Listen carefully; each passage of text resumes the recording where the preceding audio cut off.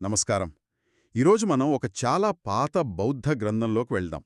దాని పేరు అంగుత్తర నికాయ. ఇందులో మన భావోద్వేగాల గురించి ఒక అద్భుతమైన పోలిక ఉంది. హ్మ్. అదేంటంటే మన కోపం, మన సహనం ఇవి కేవలం మనసులో వచ్చిపోయే ఫీలింగ్స్ కాదట. కేవలం ఫీలింగ్స్ కాదు. కాదు.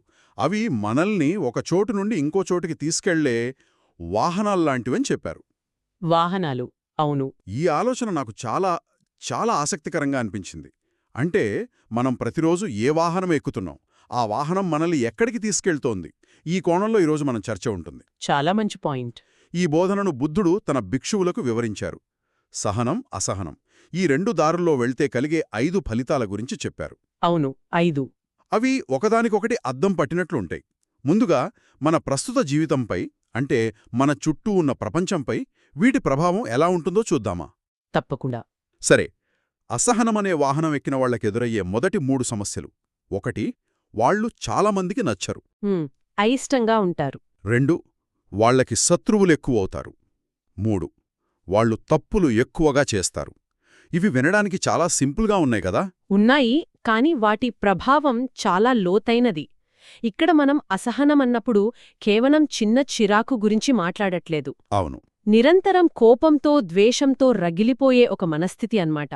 అలాంటి వ్యక్తిని ఒక పాతకాలపు పొగలు కక్కే బస్సుతో పోల్చవచ్చు. బావుంది. ఆ బస్సులో ప్రయాణం ఎంత చికాకుగా ఉంటుంది. ఎప్పుడు ఎక్కడ ఆగిపోతుందో తెలియదు. దాని దగ్గరికి రావడానికే ఎవ్వరూ ఇష్టపడరు. నిజమే. అందుకే అలాంటివాళ్లు ఒంటరి అయిపోతారు. వాళ్ల ప్రవర్తనతోనే శత్రువులను తయారు చేసుకుంటారు. ఇక 3వ పాయింట్, తప్పులు ఎక్కువగా చేయడం. ఇది నిజం. కోపంలో ఉన్నప్పుడు ఎంత తెలివైన వాళ్లమైనా మనం ఆలోచించకుండా మాట్లాడేస్తాం, పనులు చేసేస్తాం, తరువాత బాధపడతాం. ఖచ్చితంగా. దీని వెనుక సైన్స్ కూడా ఉంది. ఆధునిక మనస్తత్వ శాస్త్రంలో దీన్ని ఎమిగ్డాలా హైజాక్ అంటారు. Amygdala hijack. ఎమిగ్డలా ఓకే. మన విచక్షణ, తర్కంతో ఆలోచించే భాగాన్ని తన కంట్రోల్లోకి తీసుకుంటుంది. అందుకే మనం తలతిక్కగా ప్రవర్తిస్తామన్నమాట. సరిగ్గాదే. ఆ తర్వాత అంతా సర్దుకున్నాక అయ్యో నేనెందుకలా అన్నానో అని బాధపడతాం. ఆ సమయంలో మన కంట్రోల్ మన చేతిలో ఉండదు. అంటే అసహనం అనే వాహనానికి బ్రేకులు ఫెయిల్ అయినట్టనమాట. పర్ఫెక్ట్ పోలిక. బ్రేకులు లేని వాహనం లాంటిదే. మరి దీనికి వ్యతిరేకమైన సహనం సంగతేంటి? దాన్ని ఒక వాహనంతో పోల్చాలంటే ఎలా ఉంటుంది? సహనం అది ఒక ఆధునిక ఎలక్ట్రిక్ కార్ లాంటిది. ఓకే. నిశ్శబ్దంగా, స్థిరంగా, సురక్షితంగా ఉంటుంది. దాని ప్రయాణం చాలా ప్రశాంతంగా ఉంటుంది. అందుకే సహనంగా ఉండే వ్యక్తి చాలామందికి నచ్చుతాడు. అతనితో స్నేహం చేయాలనుకుంటారు. శత్రువులు తక్కువగా ఉంటారు. అవును. అతను తప్పులు కూడా తక్కువ చేస్తాడు. ఎందుకంటే ఒక సంఘటన జరిగినప్పుడు వెంటనే రియాక్ట్ అవ్వకుండా ఆగి ఆలోచించే సమయం అతనికి దొరుకుతుంది. ఆ చిన్న గ్యాప్, ఆ గ్యాప్ చాలా ముఖ్యం. అదే పెద్ద పెద్ద తప్పులు జరగకుండా ఆపుతుంది. ఇక్కడ మీరు సహనం అన్నప్పుడు బౌద్ధ గ్రంథాలలో వాడిన అసలైన పదం ఖంతి కదా. దానికి ఇంకా ఏమైనా ప్రత్యేక అర్థం ఉందా? అంటే కేవలం ఓపికగా ఉండటమేనా? చాలా మంచి ప్రశ్న అడిగారు. ఖంతి అంటే కేవలం పళ్ళు బిగపట్టుకుని బాధను భరించడం కాదు. ఓకే. అదొక విధమైన అంతర్గత బలం, ఓర్పు, క్షమించే గుణం, ఇవన్నీ కలిసిన ఒక శక్తివంతమైన లక్షణం. ఎదుటివాళ్లు ఎంత రెచ్చగొట్టినా, పరిస్థితులు ఎంత వ్యతిరేకంగా ఉన్నా తన మనశ్శాంతిని కోల్పోకుండా స్థిరంగా ఉండగలగడం. అది బలహీనత కాదు. కాదు, అదే గొప్ప బలం. ఖంతి ఉన్న వ్యక్తి ఇతరులకు ఒక చల్లని నీడనిచ్చే చెట్టులా ఉంటాడు. అతని దగ్గరికి ప్రజలు ప్రశాంతత కోసమొస్తారు. సరే, మన సామాజిక జీవితంలో కోపం మనన్నెలా దెబ్బతీస్తుందో, సహనం ఎలా కాపాడుతుందో అర్థమైంది. కానీ ఈ బోధన ఇక్కడితో ఆగలేదు కదా. ఆగలేదు. ఇది మనల్ని ఇంకా లోతైన విషయాల్లోకి తీసుకెళ్తుంది. ముఖ్యంగా మన జీవితంలోని చివరి క్షణాల గురించి మాట్లాడుతుంది. ఇక్కడే ఇది మరింత సీరియస్గా మారుతుంది. అవును. మొదటి 3 ఫలితాలు ఈ లోకానికి సంబంధించినవి అయితే, 4వది మన అంతరంగానికి, మన మరణ సమయానికి సంబంధించింది. అదే, అసహనంగా జీవించిన వ్యక్తి గందరగోళంగా మరణిస్తాడు. సహనాన్ని అలవర్చుకున్న వ్యక్తి స్పష్టతతో మరణిస్తాడు. ఒక్క నిమిషం. గందరగోళంగా మరణించడమంటే దాని అర్థమేంటి? ఇది కొంచెం నాటకీయంగా లేదా? జీవితాంతం కోపంగా ఉన్నంత మాత్రాన చనిపోయేటప్పుడు కన్ఫ్యూజ్ అవుతారా? ఇది అక్షరాల కన్ఫ్యూషన్ కాదు, ఒక రకమైన మానసిక కల్లోలం. ఆలోచించండి, జీవితాంతం మనం ఏ అలవాట్లను, ఏ భావోద్వేగాలను పదే పదే ప్రాక్టీస్ చేస్తామో అవే మనలో బలంగా నాటుకుపోతాయి. నాటుకుపోతాయి. ఒక వ్యక్తి తన జీవితంలో ఎక్కువ భాగం కోపం, పగ, ద్వేషం వంటి భావాలతోనే గడిపితే అతని చివరి క్షణాల్లో కూడా అవే భావాలు బలంగా పైకి వస్తాయి. శరీరం బలహీనపడి మనసు పట్టుతప్పుతున్న సమయంలో పశ్చాత్తాపం, భయం, ఇంకా తీరని కోపాలు అతని మనసును చుట్టుముడతాయి. స్పష్టంగా ఆలోచించలేని, శాంతంగా శరీరాన్ని వదలలేని స్థితి అది. అదే గందరగోళం. అంటే మనం జీవితాంతం నడిపిన వాహనం మన చివరి ప్రయాణంలో మనల్ని ఎలా దింపుతుందో నిర్ణయిస్తుందన్నమాట. సరిగ్గా అదే. మరి సహనంగా ఉన్న వ్యక్తి పరిస్థితి? దానికి పూర్తి విరుద్ధంగా ఉంటుంది. ఖంతీని అలవర్చుకున్న వ్యక్తి జీవితంలోని కష్టసుఖాలను, అవమానాలను, పొగడ్తలను ఒకేలా స్వీకరించడం నేర్చుకుంటాడు. మనసు స్థిరంగా ఉంటుంది. అతని మనసు అలల మీద తేలియాడే పడవలా కాకుండా సముద్రం లోతుల్లో ఉండే నిశ్చలత్వంలా ఉంటుంది.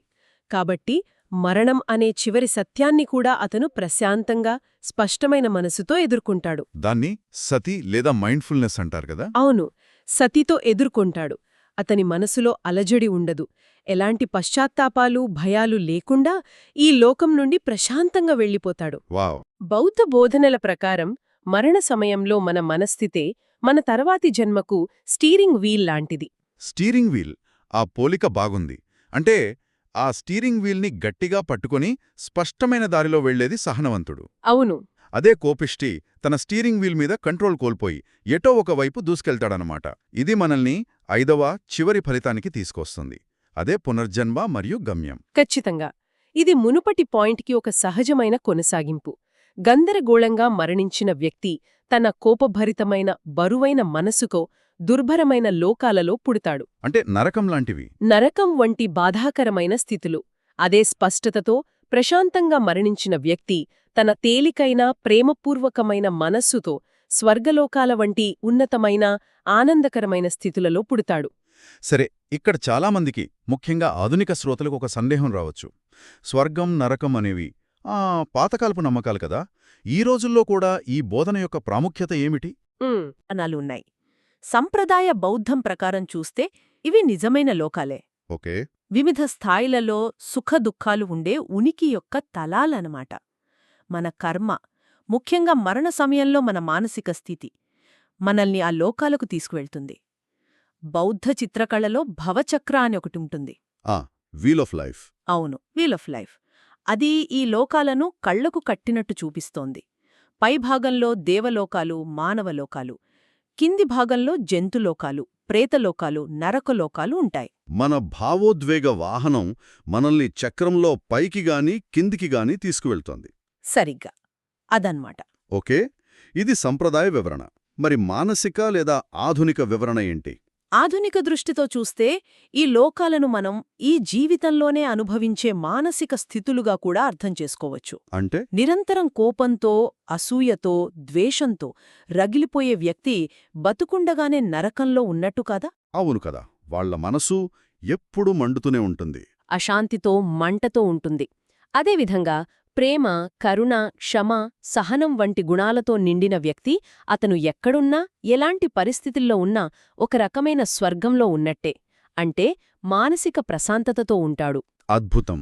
కాబట్టి ఈ బోధన మనల్ని మరణం తర్వాత వచ్చే లోకాల గురించి భయపెట్టటం లేదు. ఈ జీవితంలోనే మనం ఎలాంటి ప్రపంచాన్ని మనకోసం సృష్టించుకుంటున్నామో గుర్తుచేస్తోంది. అద్భుతంగా చెప్పారు.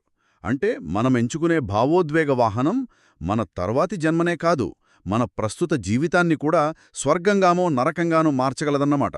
ఖచ్చితంగా. అయితే వీటన్నిటి సారాంశం ఏమిటి? ఈ 5 జంట ఫలితాల నుండి మనం గ్రహించాల్సిన ముఖ్య సందేశం ఏమిటి? సందేశం చాలా స్పష్టమైనది. మనం 3 దశలను చూశాము. 1. మన ప్రస్తుత జీవితం, మన సామాజిక సంబంధాలు. అవును. 2. మన జీవితంలో అత్యంత కీలకమైన క్షణం, మన మరణ సమయం. 3. మన భవిష్యత్తు, మన తదుపరి గమ్యం. ఈ 3 దశలు విడివిడిగా లేవు, ఒకదానితో ఒకటి పెనవేసుకునున్నాయి. అవును. మన భావోద్వేగాలే ఈ మూడింటినీ కలిపే దారం. అంతిమంగా భావోద్వేగాలు కేవలం క్షణికమైన అనుభూతులు కావు. అవే మనల్ని నడిపించే శక్తులు, మనల్ని రవాణా చేసే వాహనాలు. కోపం, అసహనం అనే వాహనమెక్కితే దాని గమ్యస్థానాలు ఒంటరితనం, తప్పులు, మానసిక గందరగోళం, చివరికి బాధాకరమైన స్థితులు.